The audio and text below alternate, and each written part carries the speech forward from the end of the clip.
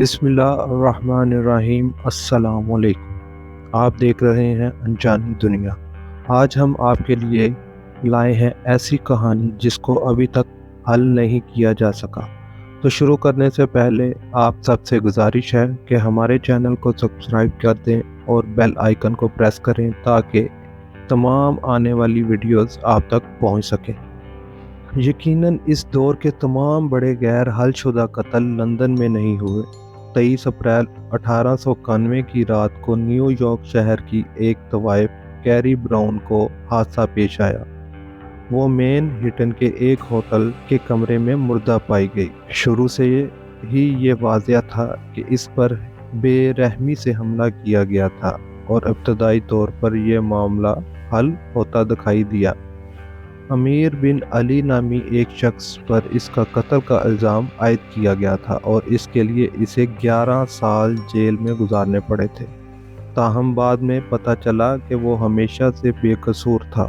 تفتیش کاروں نے ان کے خلاف ثبوتوں کو غلط طریقے سے ہینڈل کیا تھا اور یہی سے اثر راز کا آغاز ہوا۔ جب یہ واقعہ پیش آیا اس وقت پریس نے کیری براؤن کیس کے بارے میں زیادہ رپورٹنگ نہیں کی۔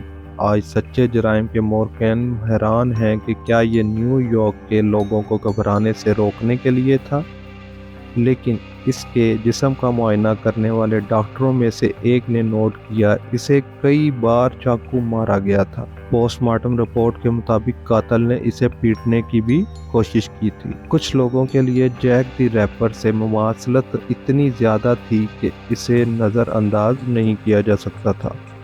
اس وقت NYPD inspector Thomas F Burns نے عوامی طور پر یہ دعویٰ کیا تھا کہ اگر جیک دی ریپر نے نیو یارک میں حملہ کرنے کی کوشش کی تو اسے موقع نہیں ملے گا۔ اس بیان نے مورخین کی نظروں کو جھنجھوڑ کر رکھ دیا۔ کچھ لوگوں کا خیال ہے کہ براؤن کے قتل میں منصوبہ بندی پولیس کی جانب سے ثبوت فراہم کرنے اور جیک دی ریپرز کو پکڑنے کے لیے کی گئی تھی۔ اگر وہ واقعی نیو یارک میں تھا، دوسروں کا خیال ہے کہ لندن یا کہیں اور فرار ہونے سے پہلے ریپر دراصل اس کی موت کا ذمہ دار تھا۔